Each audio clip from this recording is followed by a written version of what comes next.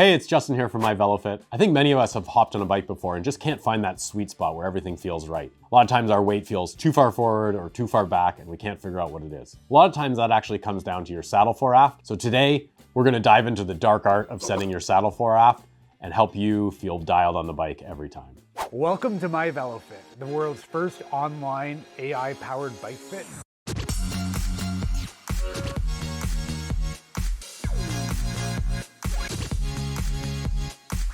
Built by bike fitters for all riders. So despite how important saddle fore aft is, it often feels quite vague in terms of how to set it properly. And there have been methods in the past that are banded around like COPS, knee over pedal spindle, which some people are advocates of. We don't really think it's that great a way to set your saddle fore aft. So today we're really gonna focus in on how saddle fore aft impacts your weight distribution on the bike, which is really easy to feel and also tends to yield to a better position overall. So to make things fun, we're actually gonna start off with an activity. This kind of did the rounds of the internet a few years back. Go find yourself a wall, back up to it, place your heels against the wall, and then put a $20 bill in front of your feet. Without lifting your heels or moving them off the wall, try and pick up that $20 bill. Okay, so the way this challenge works is, of course, you need your money. So we'll just put this down on the ground. And then you're just gonna set both your heels against the wall and you think, okay, great. The money's right there in front of me. I should be able to bend over and pick it up. But as you can see, as soon as I can already feel myself tipping over. And if I try and bend forward, I'm gonna fall over right away. So this is like the equivalent to having your pedals right underneath the saddle, not forward at all. As soon as you bend over at all, you can feel yourself tipping. Now, if I move my feet just a little bit off the wall, what we can do is I can send my hips back first, which allows me to bend over actually quite a bit more. And it's actually no problem to pick up the 20 bucks. If you don't believe me, feel free to try this at home.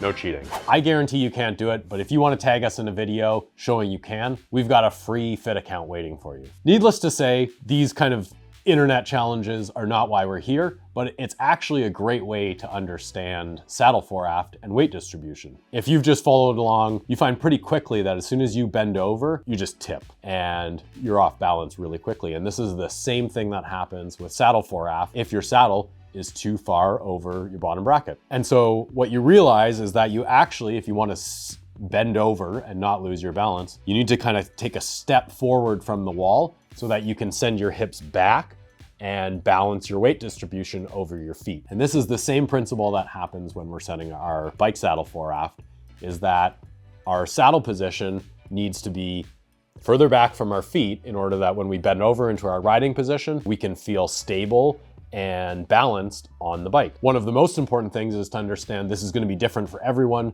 for a whole bunch of reasons, but primarily it has to do with kind of your body proportions. If you're a top heavy person, whether you've got wide shoulders, a big head, however your weight is distributed, the more weight you have in your upper body, you may need to send your hips a little farther back relative to your pedals, versus if you've got a shorter torso or lighter upper body, you may be able to accommodate a slightly more forward position. Now, going back to the picking 20 bucks off the ground analogy and test, when we're riding, of course, our feet are not planted firmly on the ground. They're actually on pedals, which are turning around, which don't provide as much stability. But what you can think about is that it's kind of like the ground falling away from you. So you're constantly, as you pedal, catching yourself, stepping forward, catching yourself, holding your body up as it comes forward 1 foot at a time.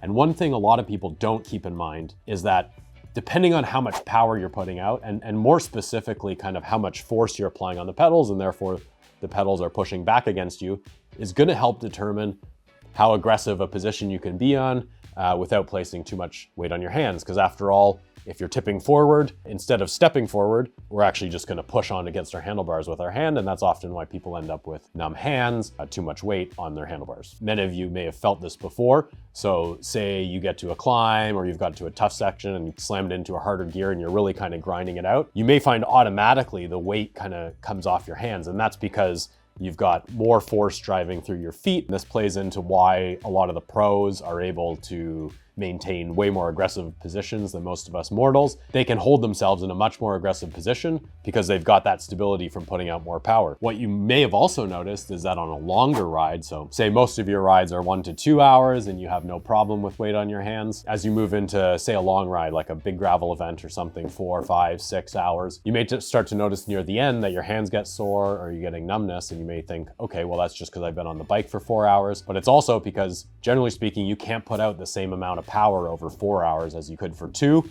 So that floor, the floor that's falling away from you, it's getting lighter because you're putting out less power for longer. And so you've got more weight on your hands than you might typically have when you can put out more power for a shorter duration. And then finally, there's also just the fatigue factor, which is after 4 hours, you're also fatigued. So all of your weight is tipping forward onto your hands where it might not have been otherwise. So playing with that saddle fore aft in a variety of positions and understanding those dynamics can really help you find one that works best for you. So let's jump on the bike. We'll show a few different fore aft positions, also explain how you can get a feel for what's going to work well and what's not. We're going to walk you through 90 millimeters of total fore aft adjustment and what that feels like for me. I started with the saddle all the way back in the rails.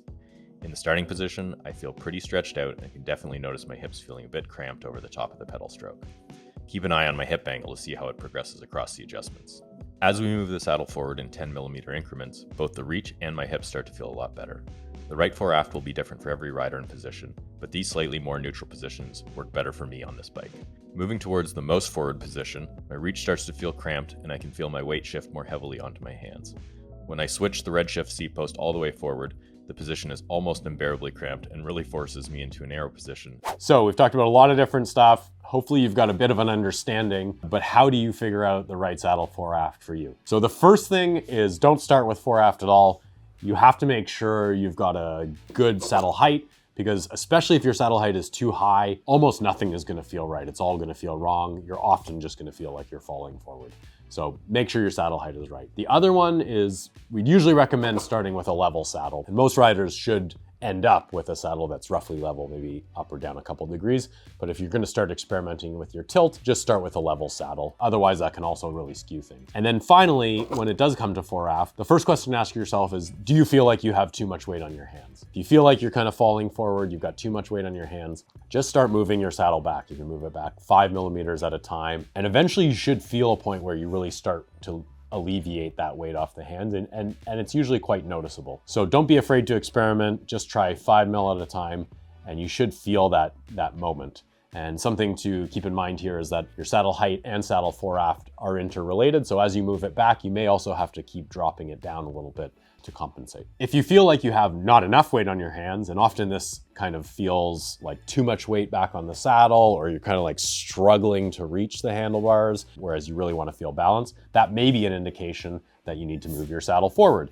And moving your saddle forward can have all sorts of benefits, like opening up your hip angle. So even if you just want to experiment, try moving your saddle forward kind of 5 millimeters at a time, and watching for that point where you feel your weight start to tip forward and then kind of come back just a little bit from there. So finding that threshold where you go from too much weight back to too much weight forward and then edge back from that line. And keep in mind, if you measure this and you want to say, okay, my saddle fore aft, my setback is 70 millimeters. That's going to be for one bike in one position. Kind of like bending over to pick up the $20 bill. Depending on how far you bend over is going to determine how much weight. So your really aggressive road bike versus your mountain bike are likely going to need very different fore aft positions. In conclusion, saddle fore aft can often be the key to finding that position that feels really dialed in.